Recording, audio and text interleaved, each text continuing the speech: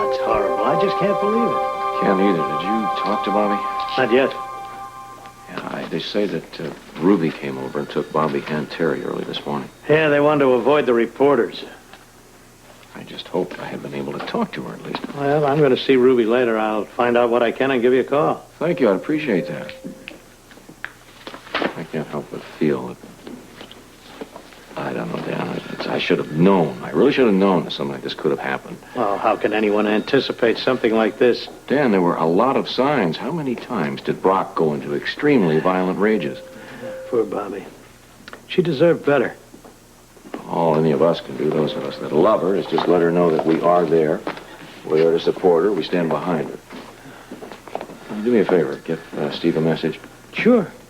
Ginny didn't have a good night last night. I'm concerned about her health. Her heart? Could be, but I'd like to take a couple hours off and check her out. Yeah. I'll tell Steve. I'm sure he'll find someone to fill in for you. Great, and let Bobbie know if there's anything I can do to talk to Ruby. I'm there. Either one of them. Right.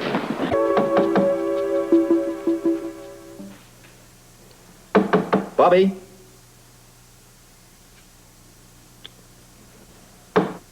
Excuse me. I'm Police Commissioner of Port Charles. Have you seen Mrs. Brock this morning? No, sir. You have a pass key? Yes, sir. Would you open this door for me, please? There's not going to be any shooting, is there? Nothing like that. I just want the door opened. Thank you.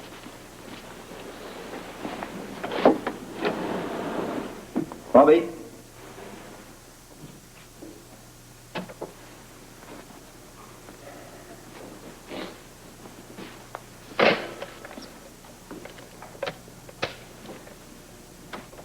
Robert, Oh, hi, love. how did you get in? Well, I knocked a few times. Maid let me. Oh. I'm sorry. I was looking in on Terry, and I guess I must have dozed off. Why don't you have a seat? I didn't get a chance to clean up. I must look a wreck. You look fine. You eating? Ruby came by with some food, but I couldn't touch it. Look, are you sure you're up to giving me this statement today? I want to get it over with. Maybe you should have a rest. I'm innocent, Robert, and I want people to know that. That'll be the stenographer. Where can I set up my machine? Table right there. Look, you don't have to give this statement today. I know. You're entitled to have a lawyer present. I have nothing to hide. Ready? The date is January the 23rd, 1985. My name is Robert Scorpio, Police Commissioner of Port Charles. I'm taking the statement of Mrs. Bobbie Brock concerning the night of events around her husband D.L. Brock's murder. I want it noted that Mrs. Brock is giving this statement of her own volition and without counsel. All right, Bobbie. Now, in your own words, tell me what happened. Everything you can remember. It started at the party that the studio gave for Ginny Blake and Frisco Jones. We had a big fight. And that's when you came to? Yes. What did you see? I'm not really sure. Everything was hazy, shadows. I was very groggy. Did you see Brock? Not at first. I saw something on the floor. What was that? The gun. Except that I didn't know what it was at first, so I just picked it up by reflex, I guess, and then I saw Brock. Okay, let's take our time now. And I tried to rouse him, but he didn't move.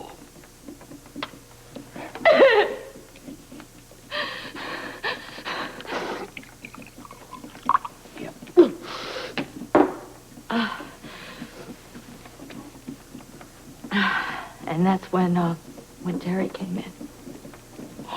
How much time do you think lapsed between when Brock knocked you out to when you came to? I don't know. Terry left before you were knocked out. Just before. Came back a little after you came to. That's a yes. Okay, maybe Terry can help us with the time. Oh, Robert, not today. Please. She was hysterical. I gave her a sedative. I'll talk to her tomorrow then. Look, do you really want to go on with this? Yeah, I'm all right. Okay. All right. Is it possible Terry could have been in the room when you first came to rather than later? Why do you ask? Well, could she? Well, I can't really say for sure. I was very groggy. All right. You say you struggled over the gun with Brock. That's right. Then the gun went off. Yes, More than once? just once. It went into the ceiling. Did you have your hands on the gun? Yes, we were struggling for it. Why? Paraffin tests show powder nitrates on your hands. Meaning what? Meaning that the DA could use it against you. That's why I'm trying to warn you here. Look, do you really want to do this without a lawyer present? I didn't kill my husband. Okay. Let's continue. Now, you say the gun went off only once into the ceiling. That's right. How do you account for the bullet in Brock?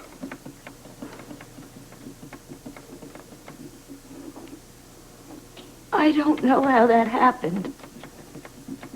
You sure you don't remember another shot? I am absolutely positive, I'm sure as I can be. Do you know of any enemies your husband might have had? Oh, come on, Robert. Everybody knows that Brock wasn't exactly the most popular man in town. Anyone specifically? No. Any threats made in his life recently?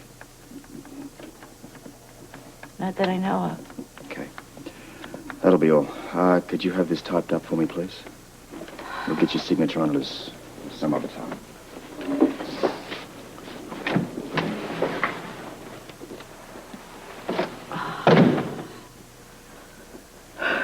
You look tired. Yeah, I am. You've been very cooperative. I'll have that noted in the report. I have nothing to hide. And I want my name cleared as soon as possible so that you can find my husband's murderer. We will. You might think I'm crazy for saying this. But even with all of our difficulties,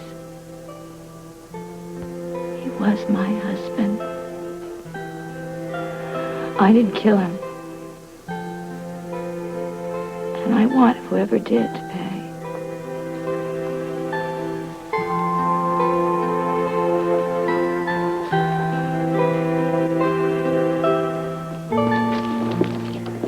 Derek?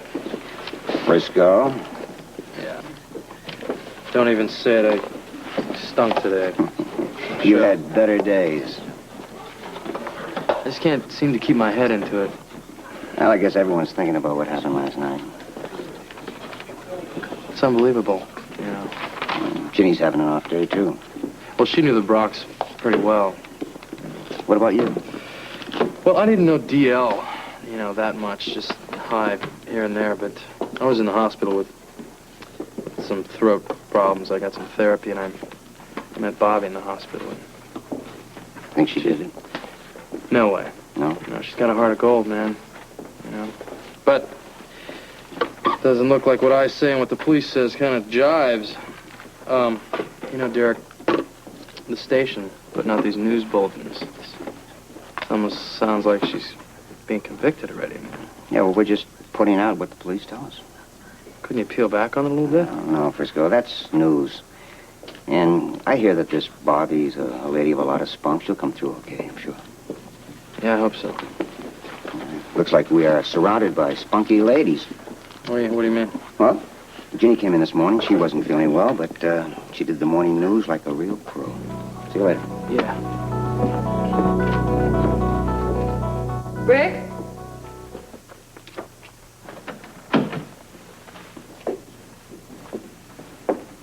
Mike?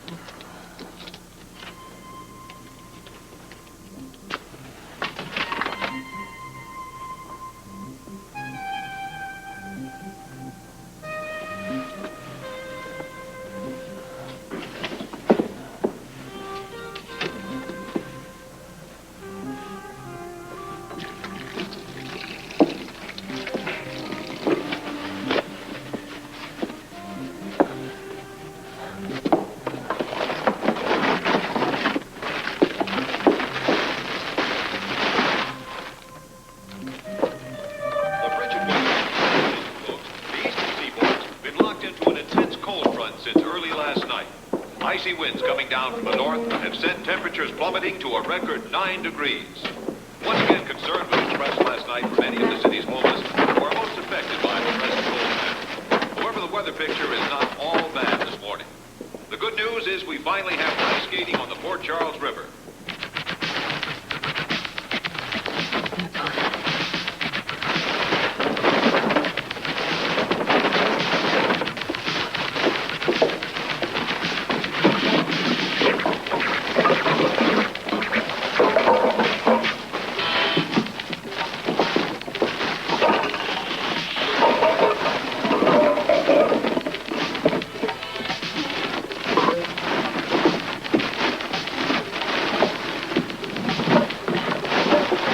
Hi, what you doing?